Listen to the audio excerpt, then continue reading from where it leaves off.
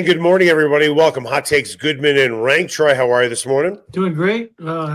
Feels like it's time I'd normally be heading to spring training, but football is over. We turn the page, and so it's exciting time. Feels like spring. Feels like baseball season. Not here in Colorado, of course. That would be asking too much. Diving into your world of newspaper, if you had to put a headline on the Broncos season, I think now the chapter is complete, the book is complete, and the title would be What Could Have Been If Nix was healthy, if J.K. Dobbins was healthy, don't you think?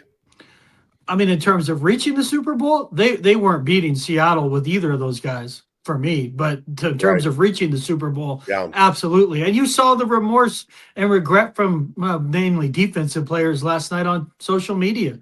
They're just sick to their stomach that they lost to that Patriots team. As I tried to tell everyone, they weren't very good.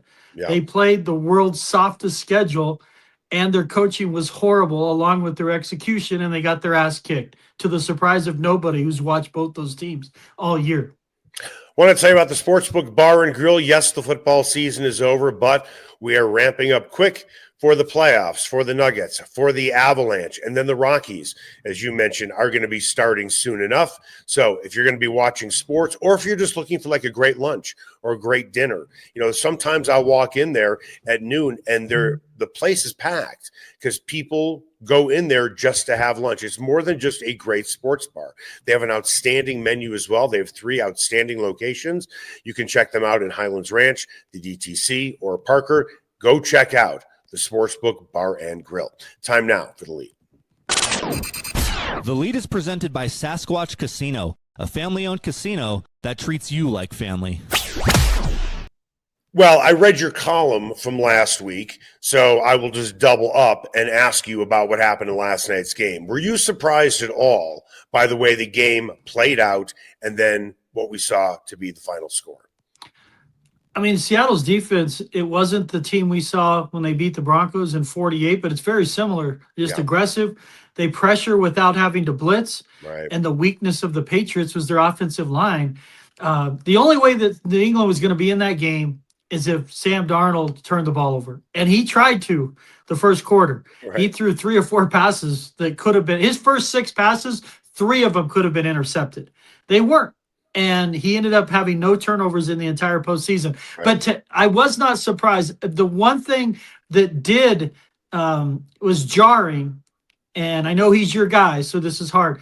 Josh McDaniels, I'm not sure his last 2 games. Josh McDaniels is my guy? Yeah, wait, hit the brakes on that. I'm still waiting for the Patriots to play well in the Super Bowl without Tom Brady, but well, I would be remiss not to say that. You know what your weakness is. Drake Maye was pressured on 19 snaps. On those snaps, he had 24 yards. I didn't see once where they added a tight end to help Will Campbell. I didn't see them chipping. I didn't see them use the screen game. I didn't see them using draws. I didn't see them using slants. So I don't know who had a worse game, Drake Maye or Josh McDaniels calling the plays. That surprised me that after the halftime, when you're shut out, mind you, that you don't say, we got to get the ball out of this kid's hands more quickly because the pressure is eating him alive. So I felt like it would be competitive through the first half, and New England's defense is really good. It reminded me so much of Bronco games we saw for like 8 years. Defense is really good, and eventually they break because of a turnover or bad field position. They're not, you're not an historically great defense. I feel for the general public, as much as everyone didn't want to see Stidham, and I understand that, and the Broncos would have gotten throttled too. Drake Maye played the equivalent of a Stidham game. It was a boring game for the public. There was never a feeling they were going to win it. That's what stinks. You want it to be a great game because the NFL playoffs might have been the best they've ever had leading up to that game. And the Super Bowl was a dud, if we're being honest. I don't know how you felt about it. Other than people betting, that's a different animal. But I just felt like the game was a dud. Listen, I'm not going to make any excuses for Josh McDaniels. His offense did look terrible. But let's go back to 2013. It was a similar type of defense. We're going to rush 4. We're basically going to drop 7. And as a offensive coordinator, you're screwed. Well, what are you really going to do to change it up when your offensive line cannot stop four guys? And then, then we'll pass it. Pass it into what? Pass it into what? Well, what kind of major changes are you really making when your offensive line is getting shredded like paper mache? At the end of the day, the Seahawks defense has been terrific the entire season. And the Broncos in 2013, the greatest offense in NFL history up to that point, they had no answers either. I mean, it's a different scheme. I don't know if that's a totally different scheme. This team plays a different scheme than that. That was a cover 3 defense that they played with the Legion of Boom. This is even more basic. This is 4 guys rush, but they blitzed like hell in the first half. That's where I would take exception. Yeah. How many times did they corner blitz where Witherspoon got home? They blitzed more than I've seen them blitz all year. That's coaching. That's coaching. I just was surprised. And put a tight end on that side, even if they're only running 4 at you. Will Campbell couldn't block me on Twitter. He's terrible right now. Yeah. Literally had the worst postseason of any tackle that wasn't benched. And it reminded me when Rick Dennison coached with the Broncos and Michael Schofield gave up 5 sacks to Khalil Mack. I was there. And he was just like, well, you got to win your one-on-ones. It's the NFL. No, you don't. After 3 sacks, you got to chip in. After 3 sacks, you put a tight end next to him. He's not winning it. You can say he's supposed to. He's not. And it may just look spooked. But again, I wasn't surprised. Anyone who watched him in the playoffs, he did not play well in the playoffs. He didn't play well against the Chargers. He didn't play well against the Texans. He didn't play well against the Broncos. And he was god-awful in the first 3 quarters last night. I can't believe. I am just so grateful he didn't win MVP.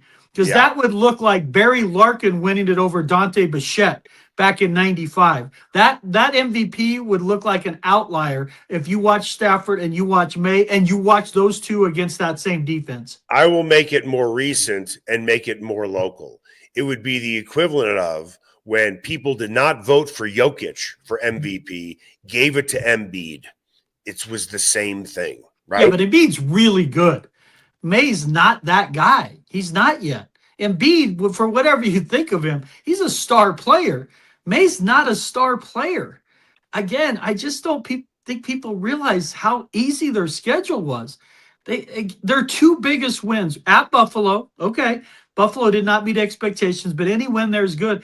At Baltimore with no Lamar Jackson. At Denver with no Bo Nix.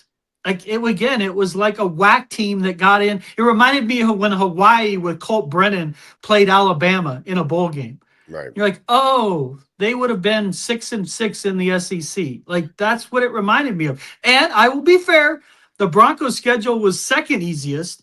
Yep. And both those teams next year are going to find out how good they really are because now you play a first-place schedule. But let's break it down a little bit further with Drake Maye. Look at the defenses that he played in the playoffs. Chargers, top 5, top 6 defense, right? Certainly the Texans, certainly the Broncos, and then Seattle. And going into this game, I was playing golf with some friends on Friday, and, people have reached out. What do you think? What do you think? I'm like, if Drake Maye in that offense is struggling big time against those 3 defenses, and you can make the case Seattle has the best defense of all of them, I don't see how they're moving the ball. I mean, I told anybody who wanted to ask me about this game, I'm like, this is a double-digit loss.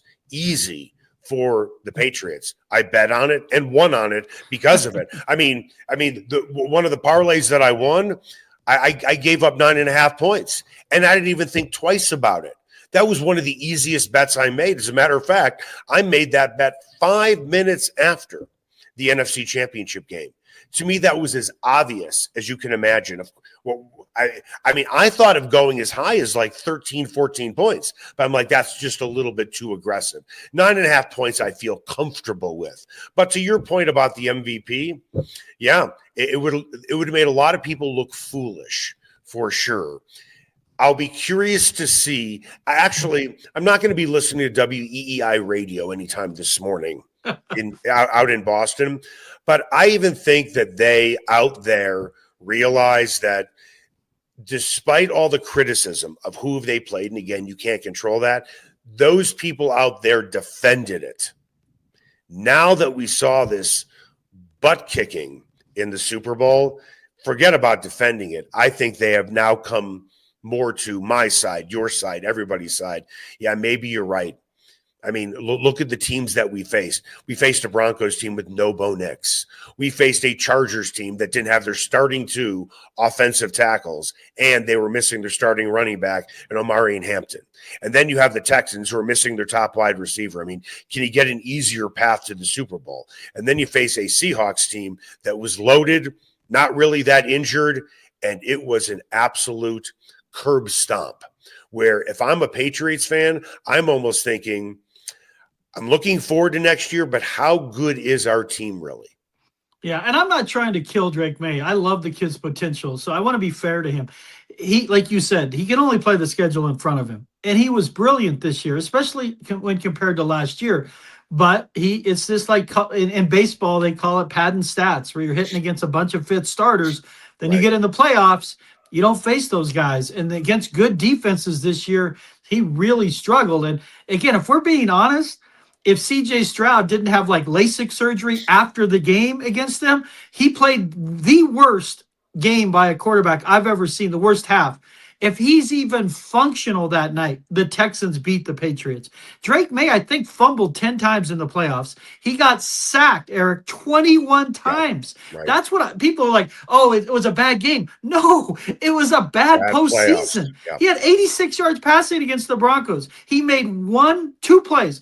He rushed for like 30 yards on one scramble, and he rushed in on a 6-yard scramble. I put on Twitter last night, there was a play where Sam Darnold started to backpedal and got into trouble when it was still sort of a game. And what did he do? He threw it into the feet. If Jarrett Stidham does that, the Broncos are playing in the Super Bowl because he handed them 7 points in the AFC Championship game. Right. Everyone kills Sean Payton, myself included. But that cost them 3. Stidham's mistake cost them 7. Cost them 7 in a game where a team scored 10. But part of me, again, if you take the Broncos country out of it, do we think it would have been a much different game with Stidham versus this defense? No. Do you? I mean, when it was halftime, I'm thinking maybe the Broncos could have held Seattle to 9 points. And I'm thinking maybe they could have. But when I saw the 0 on the other side of the scoreboard, I'm thinking that's what the Broncos would have had. They would have been potentially shut out in the first half. Yeah, I'm with you. Unless the defense or special teams created a short field, I think it would have looked similar. And again, it's not me hating on Jared Stidham. He's a backup for a reason. And Maye finished second in MVP voting, no matter what you think of him. Right. And he looked beyond awful against that defense. So you're going to tell me as a Broncos fan, Stidham was going to be better? I am not buying that, Eric. Not for a second. Now, with Bo Nix, I think they could have been competitive. But even with a healthy Dobbins and a healthy Bo Nix, I think they lose. And now, a year from now, that could be a different story. Let's see who's on their roster. Let's see where they improve in the running back room. Do they pick up a tight end? Do they pick up a wide receiver? I mean, when we look at the upcoming draft, we know there's a huge potential gaping hole in the middle of that defense with who's going to be playing middle linebacker next year. But do you think this draft is going to be heavy on offense again? It just depends. I mean, free agency hits first. And for me, I wrote this on Sunday that you're going to watch the Super Bowl and see they need a guy like Kenneth Walker. Yeah. And everyone keeps telling me it's Dobbins. Listen, we all love El Toro. He's bilingual. He's funny. He's a locker room guy. He played 10 games last year out of 19. He had 772 yards in 10 games. When R.J. Harvey took over for him, the final 9 games had 338. He was awful. But everyone that keeps saying, it's Dobbins, he gets hurt. He can't be the main guy. He's got to be a complement to somebody else. And I'm not sure it's Harvey. I would have taken Travion Henderson. I said that at the time. I didn't like the Harvey pick. I thought they would take Maye and Hampton or Travion Henderson. They need another guy to pair with Dobbins. I'd bring him back on a cheap deal. But you bring it up, tight end. Are you going to move on from Ingram? I would. They don't use him. Go get the kid from Oregon, Sadiq, in the draft. They need to get between receiver, tight end, and running back. They need to address 2 of those 3 positions. You know, you brought up Travion Henderson, And I have watched a lot of Patriots football this season, only because I'm thinking they are probably going to be contending with the Broncos for the number 1 seed. So let's say 3, 4, 5, 6 weeks before the end of the regular season, anytime the Patriots were on, I would sit down and just watch and see how they play. Sound on defense, Maye carving up defenses. Now, as we look back, not very good. Not that we didn't know it necessarily at the time. But would Travion Henderson been the right pick where they were picking? I'm not so sure. And this is why I'm saying that. Stevenson was the number 1 guy. He was more of a bull back there. Henderson is more of a change of pace back, kind of like R.J. Harvey. Mm-hmm. So when people say to me, well, they should have drafted Stevenson, it sounds like you disagree. I don't see Henderson as some bull back there. Because no, he needs to be paired with someone. You have to remember, this kid was the top high school recruit in the nation when he went to Ohio State. He was the most talented running back in college. Terrific. He can play. Fernando Mendoza was a 2-star recruit. Let's not go back to high school. That's how good this kid is. He had 900 yards as a secondary option.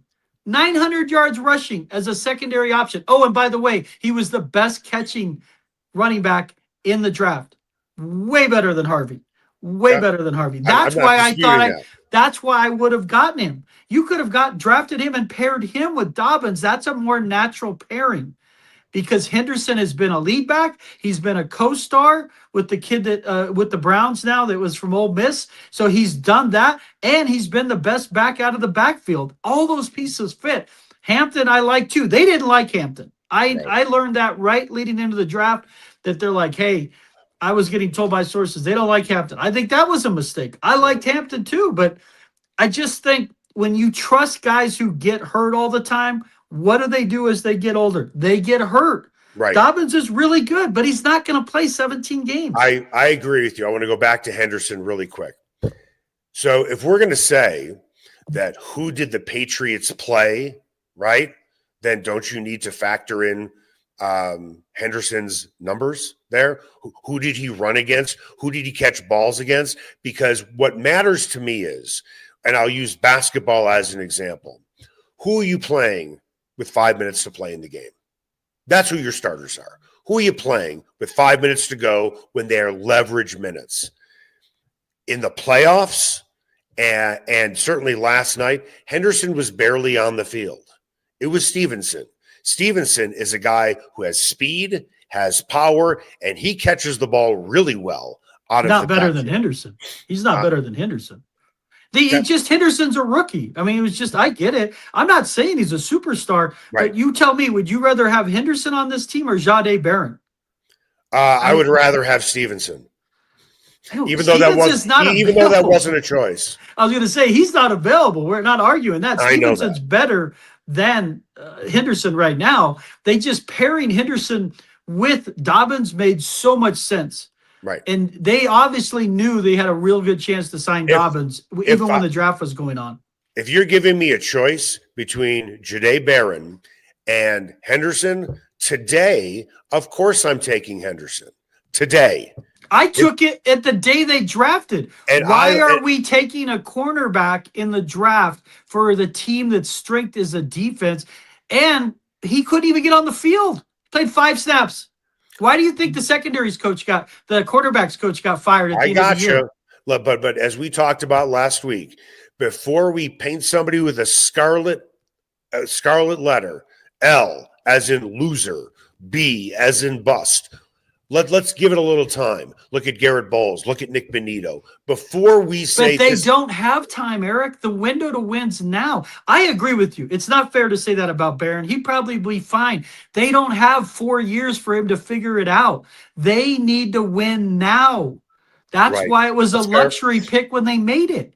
I love the kid's great. He tackles well. He should be a starter, but they didn't need him. They had Drain and they had J-Mac.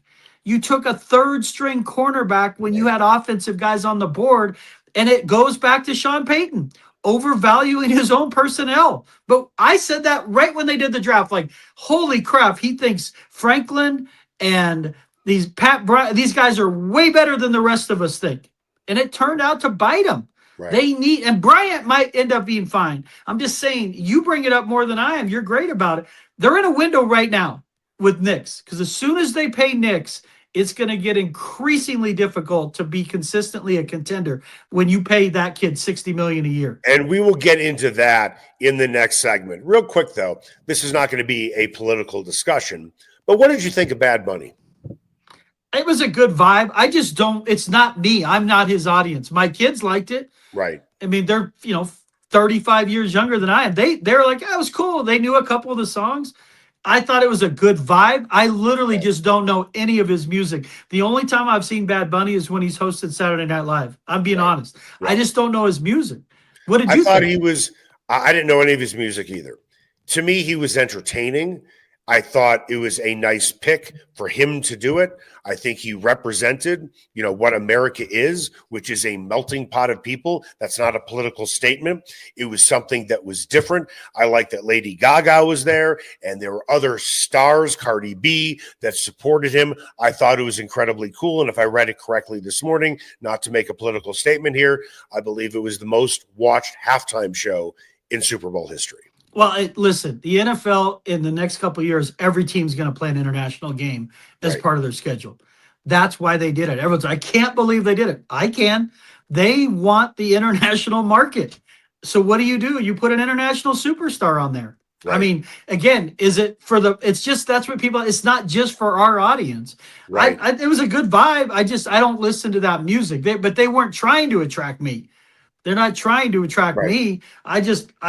That's fine. No, I didn't have issue with it. I really didn't. I thought the president wasn't going to watch it. He weighed in like 2 seconds after it was over. Right. Yeah, we're not going to go down this rabbit hole. Are we? No. He looks. No, we're not. No, we're gonna let that one lie. We're going to talk after the break about something that you just brought up on the importance of making sure that the Broncos at least get to a Super Bowl in Nix's windows. We have broken down some numbers that will highlight you better do it in the next 3 years, 2-3 years, or else your window could be closed. Not because you're not good enough. You just won't be able to bring in the same type of players, and that defense they currently have is not going to look the same. That's next. Ever wondered where city and county fleet vehicles go when they retire? Now's your chance to find out and score big. Imagine driving away with a great deal on a reliable vehicle. For over 45 years, Roller Auction has been the trusted source for government fleet vehicles and equipment. Trucks, SUVs, sedans, and more, all selling to the highest bidder. Don't miss out. Visit roller.bid/hot takes to get auction updates today. Your next vehicle could be just a click away. Everyone has their favorite sports bar. Mine, the Sportsbook Bar and Grill in Highlands Ranch, DTC, and now in Parker. All their locations are everything a sports bar should be.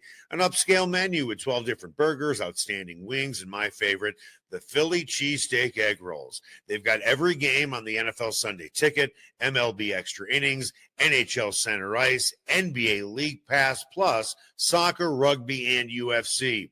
Sportsbook, great hangout bar, great for private parties. The Sportsbook Bar and Grill in Highlands Ranch, DTC, and now in Parker. They are the sports bar. Ferguson's Heating and Cooling is the best in Denver, and their customers agree. Ferguson's has 165 5-star Google reviews, and here's one from Betsy.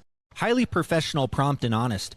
I switched to Ferguson's when I became aware my former company was trying to sell me a whole new system I didn't need. Ferguson's is an honest, working, family-owned business that'll give you a fair price, the highest quality parts and equipment, and they always show up on time. You can trust the Ferguson family like you trust your own family. Go to fergusonsheatingandcooling.com. Everyone has their favorite barbecue spot. Mine, Smokin' Dave's Barbecue and Brew. My favorites, slowly smoked ribs, smoked corned beef Reuben, smoked meatloaf with a portobello balsamic cream sauce. Don't forget about Smokin' Dave's 16-hour smoked brisket and pork with one of their 4 homemade barbecue sauces. Great sides, you bet. Barbecue beans made with pork and brisket and their southern corn bake. Man, you got to try it. Plus, they have amazing non-barbecue entrees on the menu. Go where I go, Smokin' Dave's Barbecue and Brew in North Denver. Sasquatch and Wildcard Casinos in Blackhawk have another incredible promotion. They'll be giving away a pair of snowmobiles or nearly $18,000 in cash the weekend of February 20th. It's your choice what you want, the 2 snowmobiles or the cash. Earn daily entries with every locked-up jackpot or by redeeming points on your player card. You can also earn a chance to win during their daily cash drawings every 45 minutes between 10 a.m. and midnight. Sasquatch and Wildcard Casinos, loose slots, great promotions, great food, and a family-owned casino that treats you like family. And welcome back. Hot Takes, Goodman and Renck. Time now for What's Trending. What's Trending is presented by Ferguson's Heating and Cooling. Your family should trust the Ferguson family for all your heating and cooling needs, and you'll see why they have over 165 5-star Google reviews. Make an appointment today at fergusonsheatingandcooling.com. Want to lay out with hard numbers why it is so important to get to a Super Bowl in a quarterback's rookie contract. I did extensive research on this. It took me about 6 minutes. You should see what I could do in 5 minutes. That's how proud I am of myself. So the collective bargaining agreement significantly lowered rookie wages, allowing teams to have cap control over a rookie quarterback for 4 to 5 years back in the 2011 season. So they can spend more money on the rest of their roster. Since then, 11 times a quarterback has been to a Super Bowl on their rookie contract. That 11 times in 15 Super Bowls. There are only 30 quarterbacks in 15 Super Bowls. So that's happened 11 times. Now, add to that, Brady and Peyton Manning combined for 7 appearances in those Super Bowls. 2 of the greatest quarterbacks of all time. So when you take the 11 quarterbacks since 2011, add in Manning and Brady, that's 18 of the quarterbacks have played in the Super Bowl since 2011 of the 30.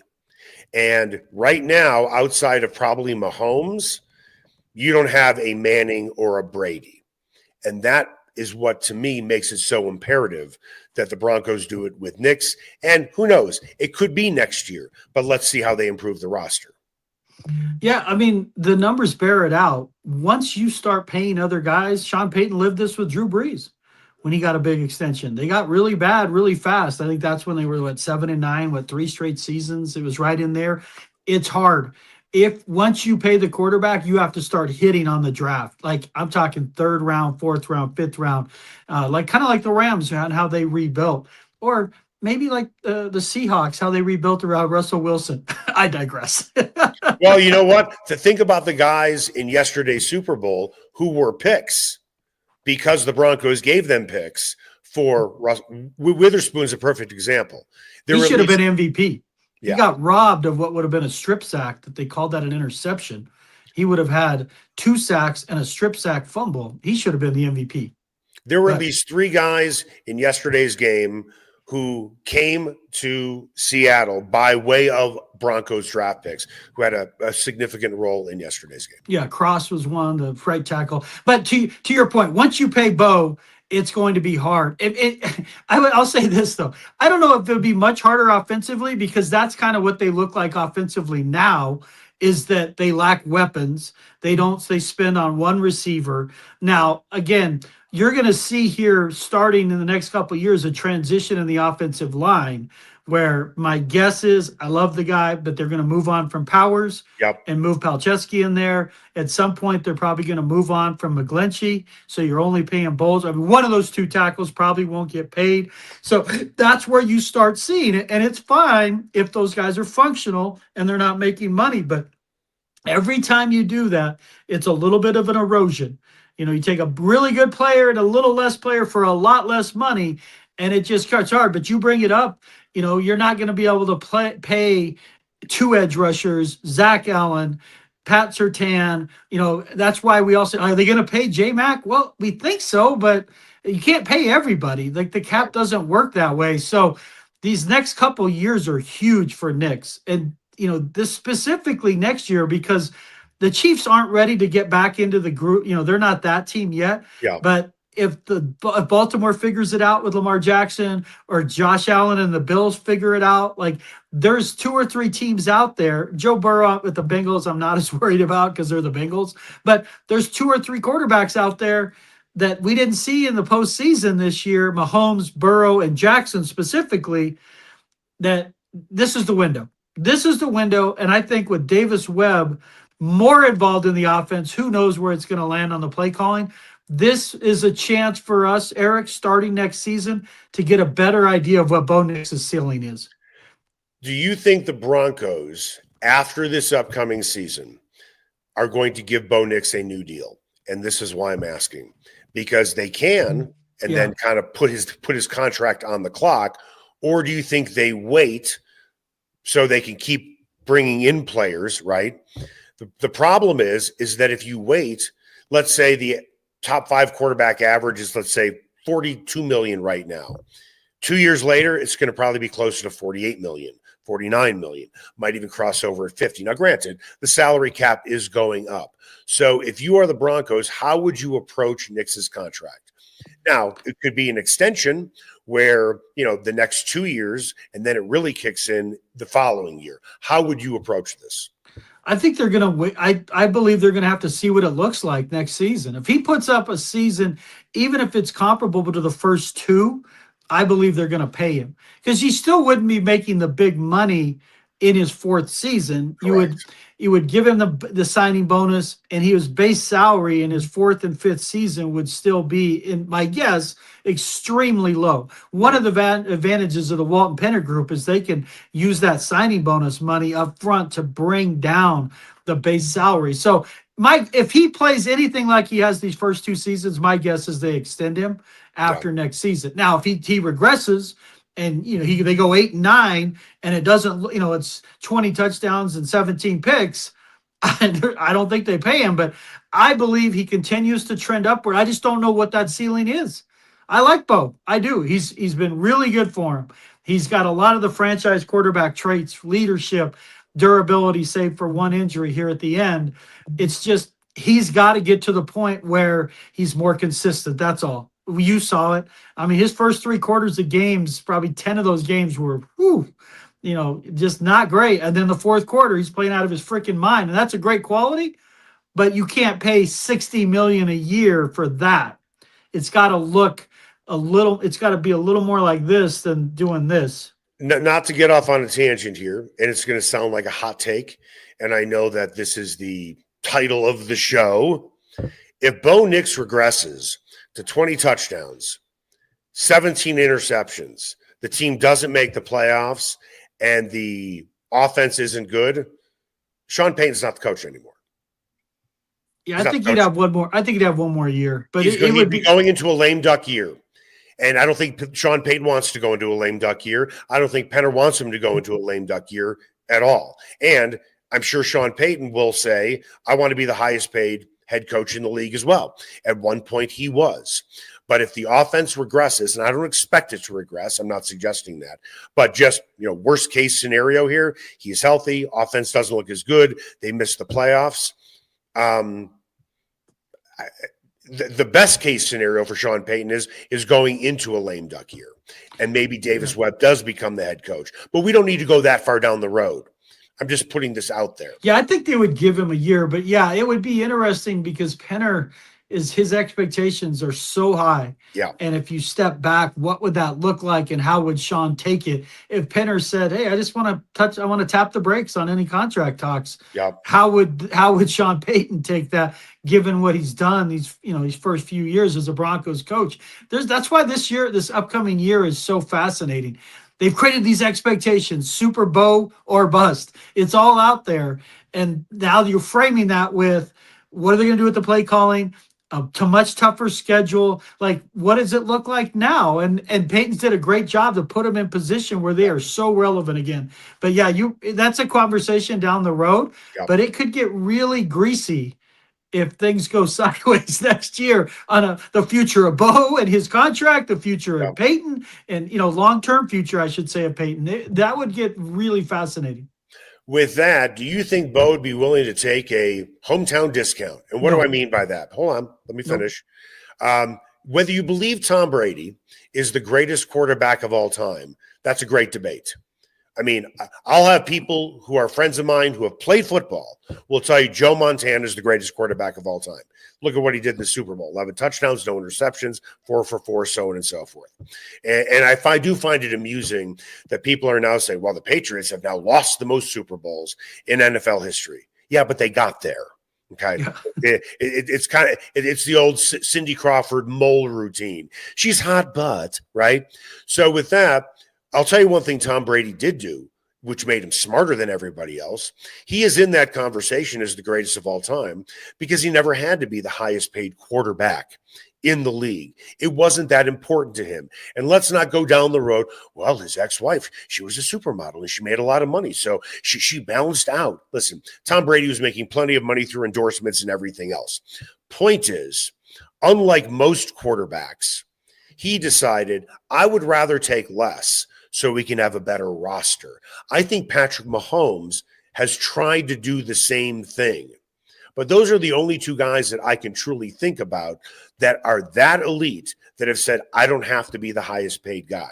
So with that, do you think Nix, is it more about being the highest paid guy or winning to him?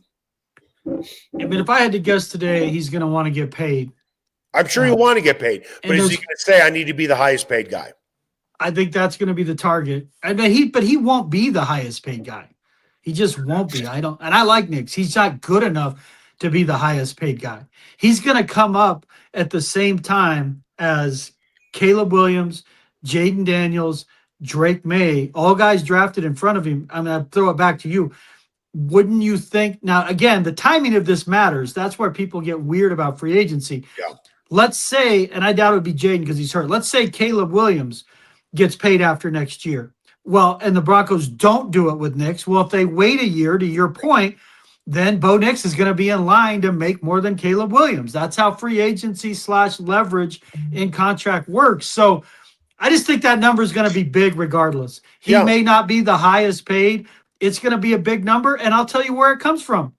I was the 12th overall pick. They get slighted by that stuff. You and I are like, who cares? You're a first rounder. They care. Right. The agents in the air, they care. They want respect. It's all about respect. And that's what money is once you get to a certain level with these guys. Because what's the difference between making $60 million a year or 54? Like you and I are like, it's monopoly money. Right. It's about respect. And sometimes it's pressure if you're the big free agent to set the market for guys coming behind you. Let me dumb it down a little bit. Let's say somebody gets a contract for $40.9 million.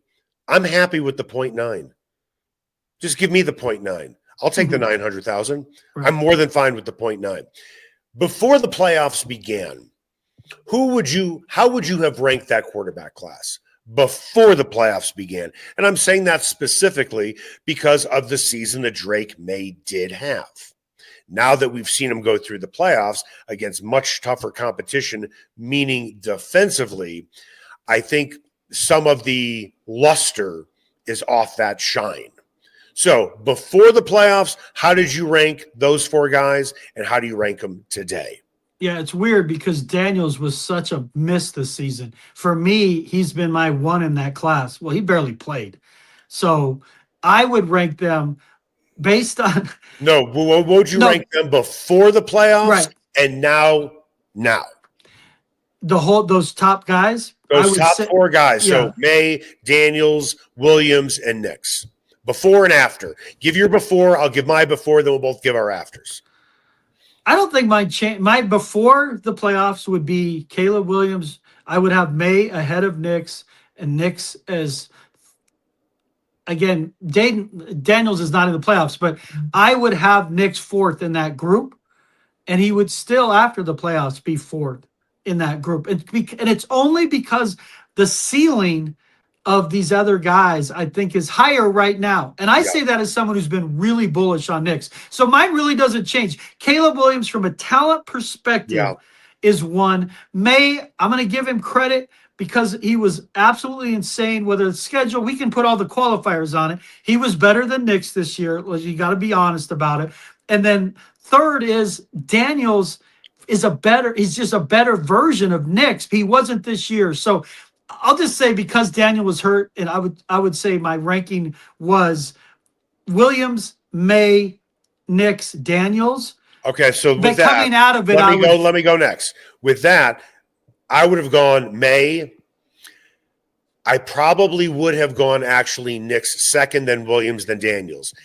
The thing with Daniels is just staying on the field. Right. And I said this at the beginning of the season. Who would I rather have, Daniels or Nix? I'll take Nix because I believe he's going to be healthier longer. I look like a schmuck now because he just broke his ankle. But then again, I think that was more of a freak thing. That was a body failing you than actually getting injured because you weren't protecting yourself when you were running the ball. Now that the playoffs are over, now that the season is over, is it the same order? I mean, I love Jaden Daniels. It's such an X factor with the coordinator and what it's going to look like because he's a better player for me than Nix. I don't trust his health at his size. He's not a big guy. Right. And for him to play well, I don't think that's sustainable at his size. So I would say after watching these playoffs, and it's recency bias, but it would be Williams, Nix, Maye, Daniels. But that's not totally fair to Maye. I get it. It's just in my mind, his playoffs, right. It's hard to get over how beyond underwhelming he was. Yeah. Yeah. After watching Maye, it's hard to put him at the top, isn't it? After the season that he had, I mean, I don't know how any reasonable person can watch the playoffs and say he's the best quarterback in that class. I mean, his completion percentage was what, 72% in the regular season? Yeah, it was unbelievable. And in the playoffs, it was like 56, 57%. But it wasn't even that. It's the turnovers and sacks. Yeah. Those are the hallmarks of bad quarterback play. Right. I don't even care about the completion percentage as much as you're talking about a guy that's putting the ball on the ground 10 times. Yeah. In the playoffs? Yeah. Sam Darnold, we talk about bust. Yeah. How many times did he turn it over in the playoffs, Eric, this playoff season? By 0. By the way, speaking of quarterback classes, let's look at his quarterback class. He's the only one that's won a Super Bowl. Isn't that insane? Not Josh Allen, not Lamar Jackson. Not Baker Mayfield, who went 1. Baker Mayfield got drafted by Cleveland. You get a pass if you get drafted by Cleveland. And somehow he beat Josh Rosen to the Super Bowl. Rosen's got like his MBA from business college like 2 weeks ago or something. It's like, what kind of money have you would have gotten on that like 2 years ago, or even when he was with he was with Carolina getting benched. He and Mayfield were rotating because I actually saw Darnold play really well against the Broncos in Carolina. Right. But can you imagine the money you would have got on that of who's going to win a Super Bowl first between Lamar, Josh Allen, Baker, and Sam Darnold? Right. Most people would have guessed that Darnold would be out of the league, let alone win a Super Bowl. I'll tell you. He's extremely talented. I remember watching him at USC. I just felt like, again, in the NIL era, he would have likely stayed another year, because when he came out, he went to the Jets as a 20-year-old. Talk about a recipe for failure. Right. So, sort of like Zach Wilson as a young guy. 100%. Same thing. And by the way, for those that don't know this, John Elway desperately wanted Sam Darnold. Yep. He liked him. He liked Mayfield too. And I'll tell you how I know without revealing any names. I know somebody in the Jets front office, and he told me, because we were talking about, and this was right after the draft, he said that he had a conversation with Elway, and Elway said, man, you took the guy I wanted. I wonder how Sam Darnold would have done here. I don't think they would have the patience to wait it through. It's just the coaching. I've said that about Josh Allen. I don't know if they would have allowed it to happen here with Allen, because his first couple of years were beyond shaky. I mean, he ran the shit out of the football, but he was really rough around the edges those first 2 years. But hey, they got Bradley Chubb, so it all worked out. Well, wait a minute. If you believe in the circular logic game, okay, right? They did get Bradley Chubb that turned into a number 1 pick that turned into Sean Payton. How do you like that? And by not taking one of those quarterbacks, it led them to Russell Wilson, which led them to realize you have to take your franchise quarterback in the first round. It did in a weird way work out. They needed Peyton, and he's been well worth the number 1 pick, because who would they have gotten at like the 20th pick? He's been well worth it. And they absolutely had to start over with a franchise type quarterback. It doesn't mean it was going to work, but they could not. We were all done with the Case Keenums, Joe Flacco's. Like, we couldn't take Uncle. We couldn't take it anymore. And by the way, congratulations to Drew Lock. You are a Super Bowl winner. That's going to do it for us. Hot Takes, Goodman and Renck. Make it the best possible day you can.